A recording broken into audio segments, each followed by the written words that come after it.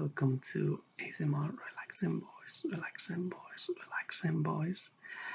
Thank you so much for watching us tonight. And as you can feel, my voice is a bit broken today, but I will carry on and I will try to create a video for you. And first of all, I always want to say thank you so much for all these people, all the subscribers who are just commenting on my videos and they are suggesting new ideas. And in the last video, someone suggested if I could mix both languages, Spanish and English. And yeah, it's something that I'm thinking about it, and I will definitely do that in the future. But for now, I'm just gonna do some soft reading, and it's gonna be about history of the United Kingdom. So, well, as you know, I was not born in England. I was born in Spain. So you might feel that I have a very strong accent, and I might struggle with some words, but that's gonna be fun. So we are gonna start with the Vikings. The Vikings came from Denmark, Norway, and Sweden. They first visited Britain in 789 to raid coastal towns and take away goods and slaves. Then they began to stay and form their own communities in the east of England and Scotland. The Anglo-Saxon kingdoms in England united under King Alfred the Great, who defeated the Vikings. Many of the Vikings invaders stayed in Britain, especially in the east and in the north of England, in an area known as Danelaw. Many place names there, such as Grimsby and Scunthorpe, came from the Viking languages. The Viking settlers mixed with local communities and some converted to Christianity. Anglo-Saxon kings continued to rule what is now England, except for a short period when they were Danish kings. The first of this was Knut, also known as Canute. In the north, the threat of attack by the Vikings has encouraged the people to unite under the king, Kenneth MacAlpin. The term Scotland began to be used to describe this country. And after that is the Norman conquest. In 1066, an invasion led by William, the Duke of Normandy, in what is now northern France, defeated Harold, the Saxon king of England, at the Battle of Hastings. Carol was killed in the battle. William became King of England and is known as William the Conqueror. The battle is commemorated in a great piece of embroidery known as the Bayeux Tapestry, which can still be seen in France today. The Norman conquest was the last successful foreign invasion of England and led to many changes in government and social structures in England. Norman French, the language of the new ruling class, influenced the development of the English language as we know today. Initially, the Normans also conquered Wales, but the Wales gradually won territory back. The Scots and Normans fought on the border between Scotland and England. The Normans took over some land of the border but did not invade Scotland. William sent people all over England to draw up a list of all the towns and villages. The people who lived there, who owned the land, or what animals they owned, were also listed. This was called the Domesday Book. It is still today, and it gives a picture of society in England years after the Norman conquest. After this, the Middle Ages were at home and abroad.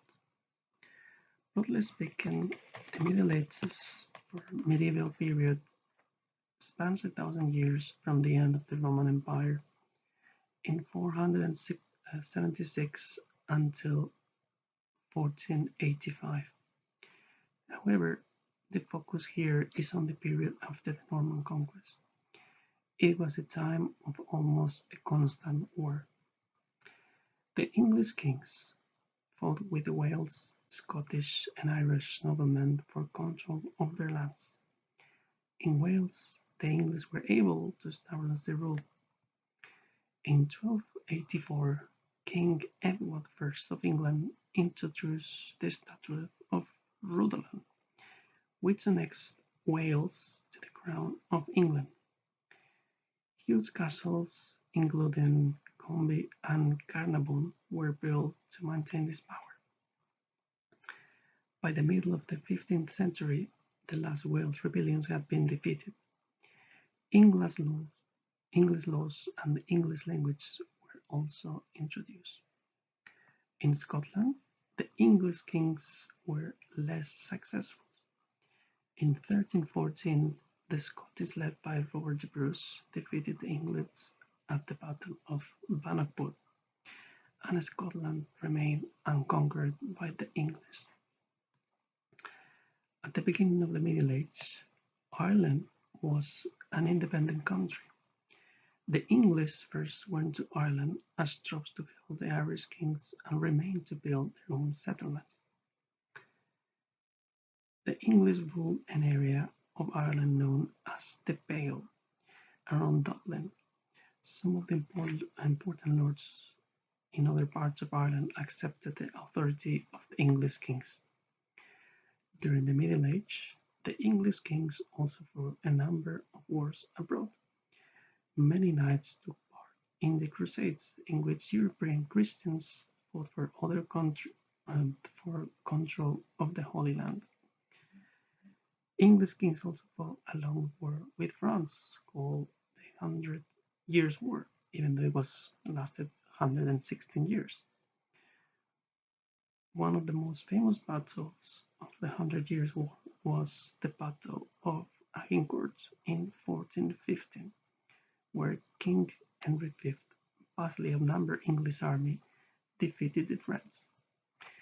The English largely left France in the 1450s. Let's carry on now with the Black Death. The Normans used a system of land ownership known as feudalism. The king gave land to his lords in return for help in war. Landowners had to send certain numbers of men to serve in the army. Some peasants had their own land, but most were serfs. They had a small area of their lord's land where they could grow food. In return, they had to work for the lord and could not move away. The same system developed in southern Scotland. In the north of Scotland and Ireland, land was owned by members of the clans, prominent families. In 1348, a disease, probably a form of plague, came to Britain.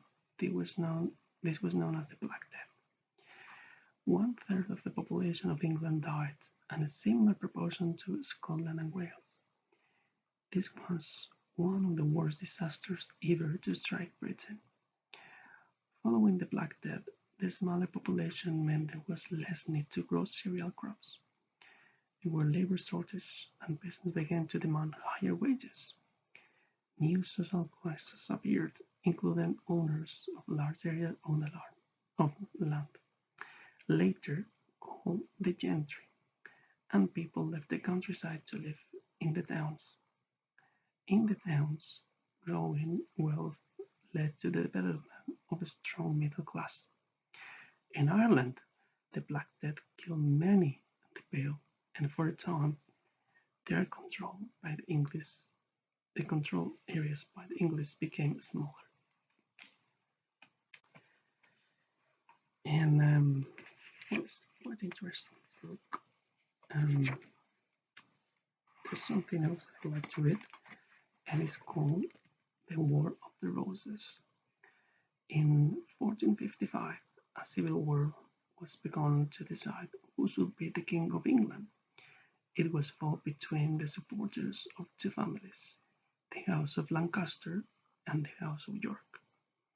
This war was called the War of the Roses because the symbol of Lancaster was a red rose and the symbol of York was a white rose. The war ended with the Battle of Bosworth Field in 1485. King Richard III of the House of York was killed in the battle, and Henry Tudor, the leader of the House of Lancaster, became King Henry VII. Henry then married King Richard's niece, Elizabeth of York, and united two families. Henry was the first king of the House of Tudor. The symbol of the House of Tudor was a red rose with a white rose inside. It is a sign that the houses of York and Lancaster were no allies. Well, I hope you liked the reading, and I'm really sorry for my voice, but as I said, my voice is completely broken. But I just wanted to create a video because it's been a while. It's been more than 2 weeks that I did not post the video on my channel. So thank you for your comments, and I will read all of them. Thank you so much.